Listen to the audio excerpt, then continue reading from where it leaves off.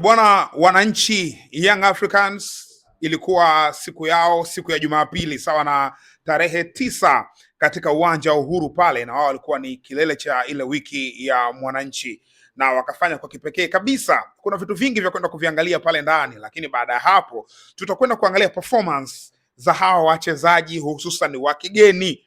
Nani kafanya nini na tutarajie nini kwa hao nyota, kwa sababu tumewaona angalau kwenye dakika kadhaa katika mchezo ule. Tukianza na tamasha lenyewe kwa ujumla, hatukupata nafasi ya kuzungumza ile siku kwa maana ya jana, lakini leo hii tumekutana hapa kujadili kile ambacho kilitokea katika mchezo ule au katika siku ile ya mwananchi. Bwana, tamasha kimsingi lilikuwa walijiandaa, Young Africans walijiandaa vizuri sana. Naamini hata kwenye rieso mambo yalikuwa yamekwenda vizuri. Katika tamasha lenyewe kulifanya mambo yalikwenda vizuri.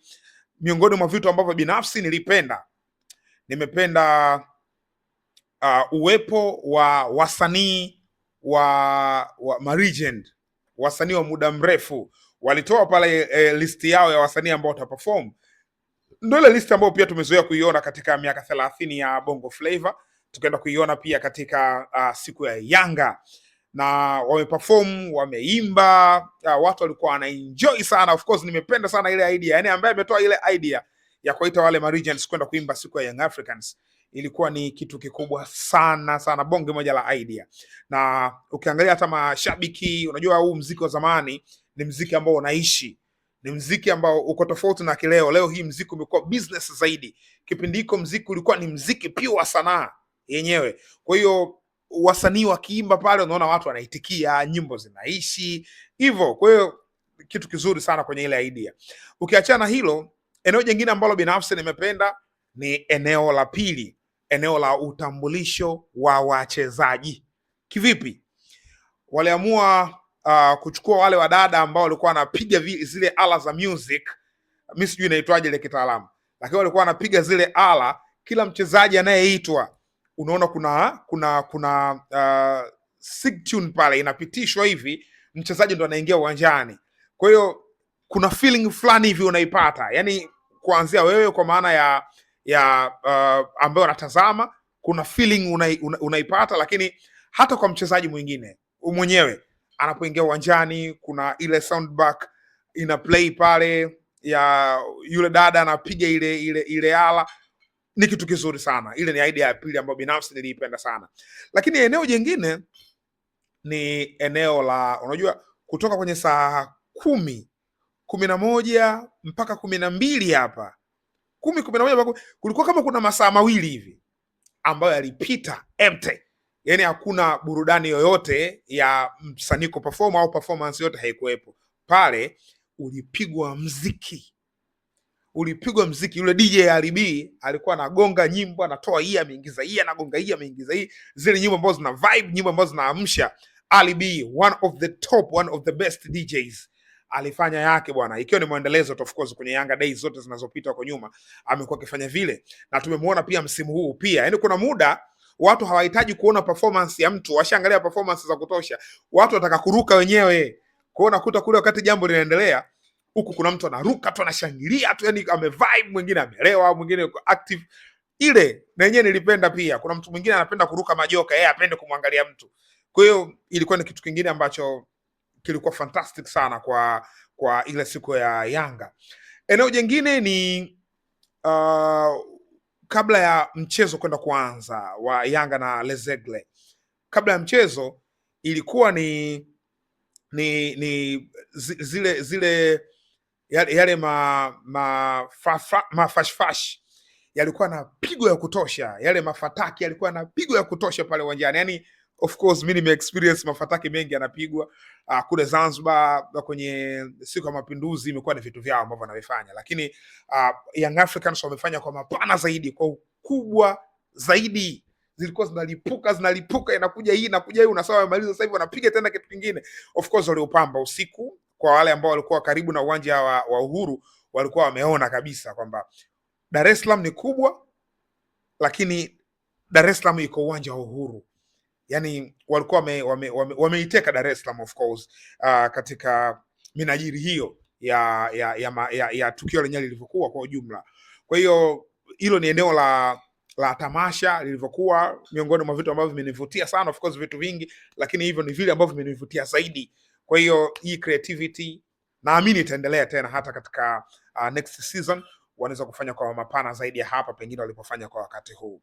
Mbali na hapo, twende tukaangalie wachezaji ambao wamecheza, wachezaji wa kigeni ambao wamecheza. Wachezaji almost wote walipata nafasi ya kucheza katika mchezo wa kirafiki wa kimataifa Young Africans dhidi ya Lezegle kutoka kule Kinshasa, Jamhuri ya Kidemokrasia ya Kongo. Sasa katika wachezaji wote ambao wamecheza, hususan kwa wachezaji wa kigeni, mchezaji ambaye kwangu mimi, au wachezaji ambao kwangu mimi nimeona yes, hawa watu wana kitu. Unajua hawa wachezaji tunawafahamu na tumewazungumza hata kwenye jukwaa hili kwa huko walikotoka, lakini je, ndani ya Young Africans wametuonesha nini? Sasa kuna mchezaji kufanya vizuri huko alikotoka, alafu kana timu nyingine mambo yakaenda tofauti. Hiyo ipo, ni biashara ya kawaida kwenye mpira wa miguu. Lakini kuna mchezaji anayekuwa na consistency, anaweza kabeba ile aliyokuwa nayo kule akaja kuipesti huko ambako ameingia tena sasa hivi. Kwa hiyo binafsi mchezaji ambaye ni top performer kwenye mchezo ule kwa upande wa Young Africans kwa hawa wachezaji wa kigeni ni Shashaman Peter Shalulile. Bwana mwamba, dakika alizocheza 45, performance nzuri. Lezegle wana defense line ngumu, backline yao ni ngumu. Wanaofuatilia ligi ya Kongo wanaifahamu Lezegle, na pale captain wao hakuwepo ambaye anakaa pale nyuma. Kwa hiyo ukiangalia Lezegle ni timu fulani hivi iko solid, wako solid, afu wako aggressive sana. Lakini angalia Shalulile, yani ukitaka kujua Shalulile kwamba ni hatari na akacheza vizuri, angalia muda ambao alikuwepo, angalia na muda ambao hakuwepo uwanjani. Anapitishiwa mpira kwenye njia, anaondoka, anabakia yeye na goalkeeper, anafanya mazingira ya kumtambuka yule goalkeeper, inakuwa foul, anawekwa chini. Shashaman Peter anawekwa chini, penalty inapatikana. Max Nzengeli kaenda kushika ule mpira, anataka kupiga penalty, alafu anaenda kupewa Shalulile kwamba njoo shika. Of course nilishangaa, binafsi mimi nilishangaa kuona Max kashika mpira anaenda kupiga penalty, kwa maana ya tayari Young Africans kabla ya mchezo wote star ni Peter Shalulile. Yani sasa hivi tunapozungumzia star ni Peter Shalulile. Shalulile ndo signing ambayo Afrika nzima inaweza kusema huyu mchezaji ataenda wapi? So okay, katoka Sundowns anaenda wapi? Inatokea anaingia Young Africans. Kwa hiyo wao tayari ni star wa timu.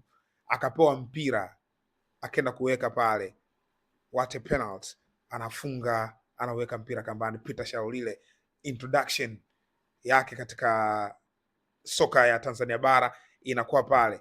Karibu sana Peter Shalulile NBC Premier League. Karibu sana Peter Shalulile Tanzania bara. Karibu sana Peter Shalulile Young Africans. Karibu sana Peter Shalulile Tanzania. Kwa hiyo ukiangalia unaona ni mchezaji ambaye ameonyesha utofauti mkubwa. Kwa hiyo Shalulile Shashaman Peter anakuwa mchezaji wa kwanza kwa maana ya performance nzuri.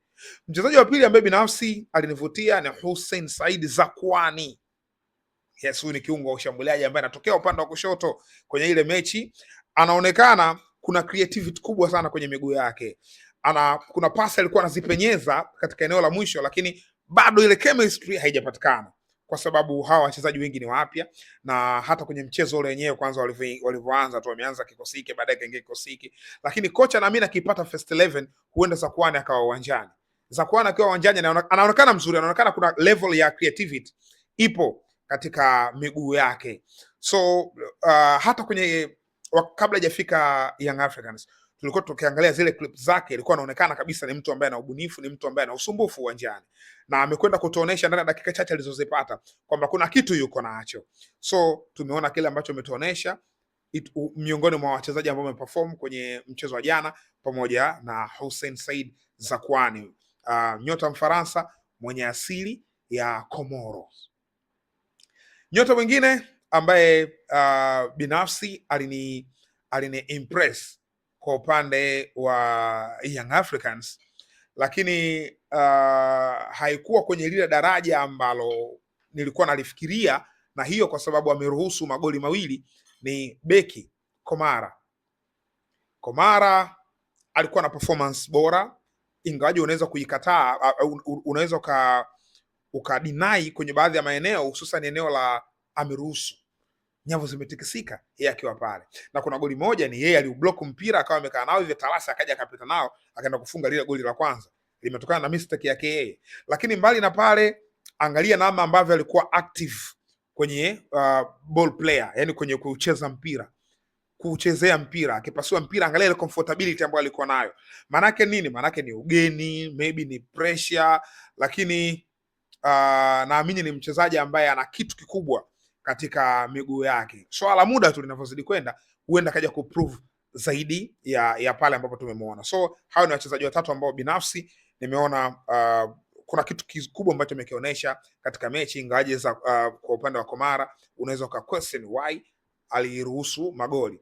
Lakini mbali na hapo, wachezaji wengine wanahitaji tena kupewa nafasi kwenye mechi nyingine. Yaani kadri tunapocheza tutazidi kujionea nini ambacho wako nacho. Wazuri tutasema yes, huyu ni mzuri, na ambaye sio mzuri tutasema pia huyu bado. So kwa sasa hivi tunaishia hapa katika session hii, lakini wewe una nafasi ya kuniandikia comment kwenye comment section kwenye maeneo mawili. Kitu gani ambacho kwenye siku ya Mwananchi kilikuvutia zaidi? Hilo la kwanza. Lakini la pili, mchezaji gani katika wachezaji wapya amekuvutia zaidi? Kama ni mmoja, kama ni wawili, kama ni watatu, niambie kwamba wachezaji watatu hawa wapya hawa wana kitu kikubwa sana. Niandikia comment yako kwenye comment section, bila kusahau kusubscribe Mzinga Sports.